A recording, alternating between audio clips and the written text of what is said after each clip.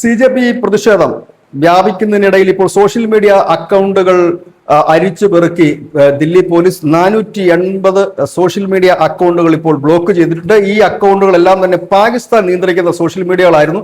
ഈ സോഷ്യൽ മീഡിയകളിൽ ആദ്യം പോസ്റ്റുകൾ എത്തും. ആ പോസ്റ്റുകൾ പിന്നീട് മറ്റ് നമ്മുടെ നാട്ടിലുള്ളവരും മറ്റുമൊക്കെ ഇത് ഷെയർ ചെയ്യുകയാണ്. അതായത് ഒരു ഏകീകൃത സ്വഭാവത്തോടു കൂടിയാണ് ഇപ്പോൾ സാധാരണഗതിയിൽ ഈ ജൻസി കലാപത്തിലും മറ്റും ഇത്തരത്തിലാണ് ഒരു ഏകീകൃത സ്വഭാവത്തോടു കൂടി ഒരു പോസ്റ്റ് പ്രത്യക്ഷപ്പെടുകയും ആ പോസ്റ്റ് വളരെ വേഗം വ്യാപകമായി തന്നെ ഷെയർ ചെയ്യപ്പെടുകയുമാണ് ചെയ്തത്.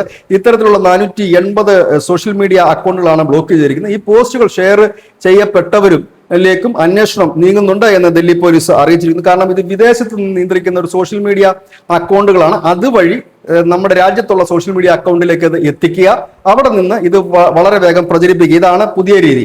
ഈ രീതിയിലാണ് ഇതിൽ നിരപരാധികളായിട്ടുള്ളവരും ഒരുപക്ഷെ കുടുങ്ങുമായിരിക്കാം. കാരണം ഇത്തരം പോസ്റ്റുകൾ ഷെയർ ചെയ്യുന്നതിലൂടെ കഴിഞ്ഞ ദിവസം ഇന്റർനെറ്റ് ജന്തർ മന്ദിറിൽ വിച്ഛേദിച്ചിരുന്നു. ഒപ്പം തന്നെ മെട്രോ സ്റ്റേഷൻ അടക്കം അടച്ചിടുകയും ചെയ്തിരുന്നു. ഏതായാലും ഇന്നലെ അനിഷ്ട സംഭവങ്ങളൊന്നും ജന്തർ മന്ദിറിൽ നിന്നും റിപ്പോർട്ട് ചെയ്യപ്പെട്ടിട്ടുമില്ല. News desk news India Malayalam.